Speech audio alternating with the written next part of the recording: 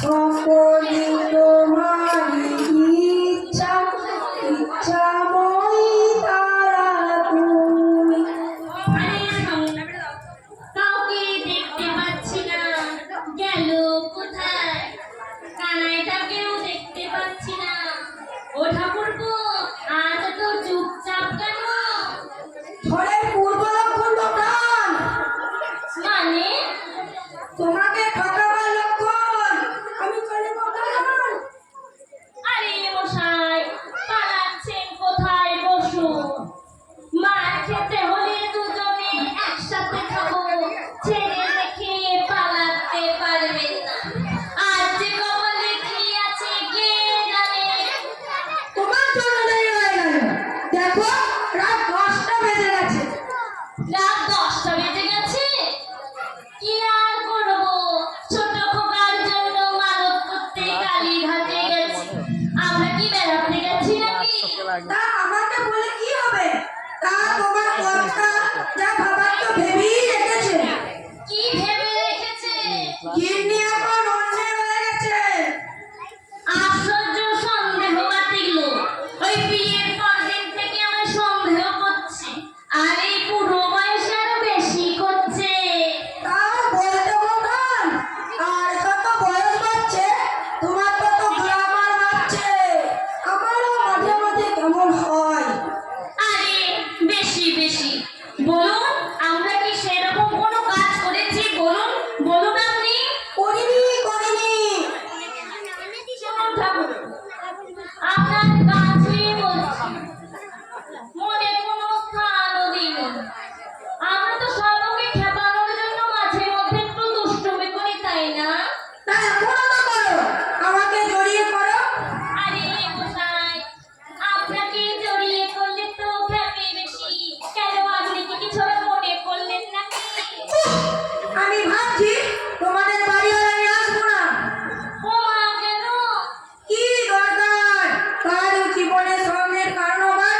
তাছাড়া ছেলেরা কি ভেবে নেবে? কি ভেবে নেবে মানে? ঠাকুরপো, আপনি কিন্তু আমার বন্ধুর হয়ে কথা বলছেন। আপনি কি সত্যি আমাদের বাড়ি আসবেন না? দোকান, ও তো আমার একমাত্র বন্ধু বলতে গেলে। তোমরাই তো আমার একমাত্র আশ্রয়। তোমাদের ছাড়া আমার কে আছে বলো? তোমাদের ছাড়া আমি বাঁচবো না দোকান, তোমাদের ছাড়া আমি বাঁচবো না। বেশ, তাহলে একবার হাতটা দিন। এই প্রসাদীর ফুল ছুঁয়ে কথা দিন, আমাদের কোনোদিন ছেড়ে যাবেন না। কারণ ছাড়াছাড়ি হলে আমরা কেউ ভালো থাকবো না, বুঝেছেন?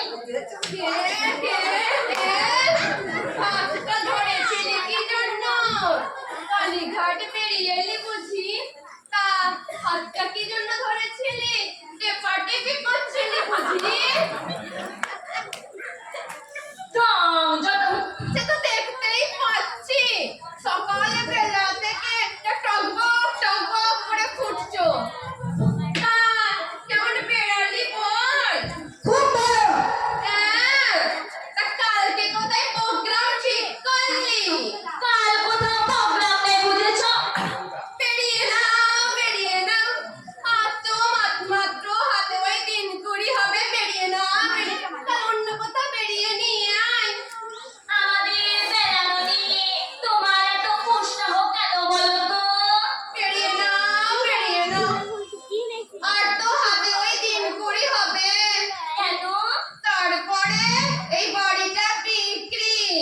তারপরে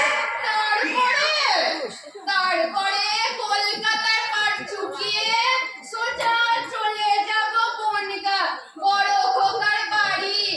তোর মাথায় কি ভূত চেপেছে? চেপেছিল, নামানোর চেষ্টা করছি। বন্ধু অনেকেরই হয়, আবার বয়সকালে কেটেও যায়। তুমি বেটা সেই ল্যাংটা বয়স থেকে আমার কাঁধে চেপে বসে আছো। তুমি যখন ছাড়ছো না, তখন ঘরটাকেই ছেড়ে দিয়ে চলে যায়। বড় খোকা প্রবলেম সলভ করে দিয়েছে।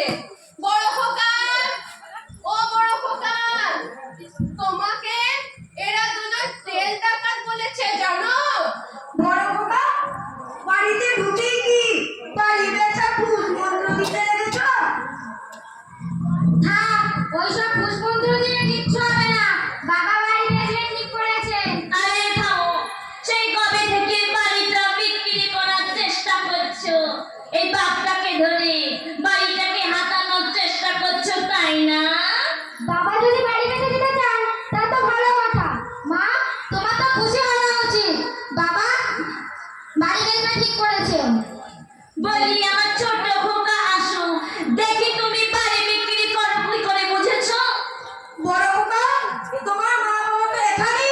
আছে, তুমি ওদের সরাবার চেষ্টা করছো কেন?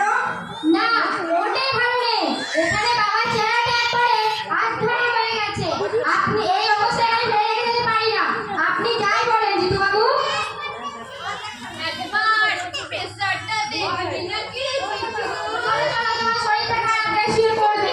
চলো চলো যাই।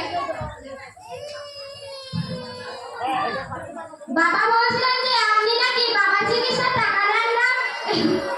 এটা কিন্তু আমার এক ফোঁটা ভালো লাগছে না। বাবার বড় ছেলে হিসেবে কর্তব্য তো। এই নিন টাকা। টাকা কই? দাও।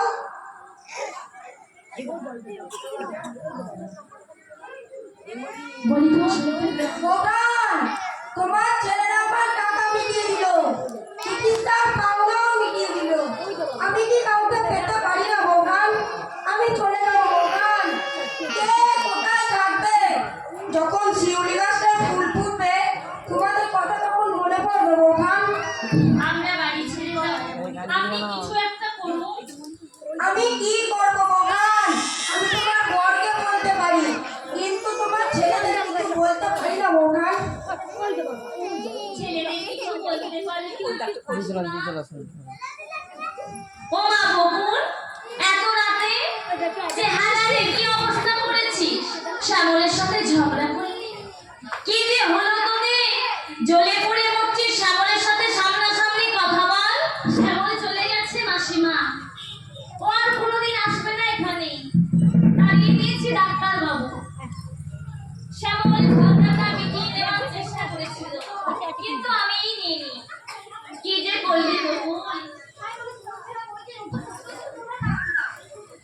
মাসিমা, শ্যামল যা করেছে তারপর ওকে আমি আর কোনোদিন ক্ষমা করতে পারবো না। বলুন তো মাসিমা, শ্যামল আমাকে কেন ঠকালো? মাসিমা, শ্যামল আমাকে কেন ঠকালো? আমি দেখছি। না না মাসিমা, আপনাদের এই বাড়িটা বিক্রি হয়ে গেলে আমি বড় বিপদে পড়ে যাব। বাবা মার কাছে আমি যেতে পারবো না। ভালোবেসে ওকে বিয়ে করেছি। শ্যামল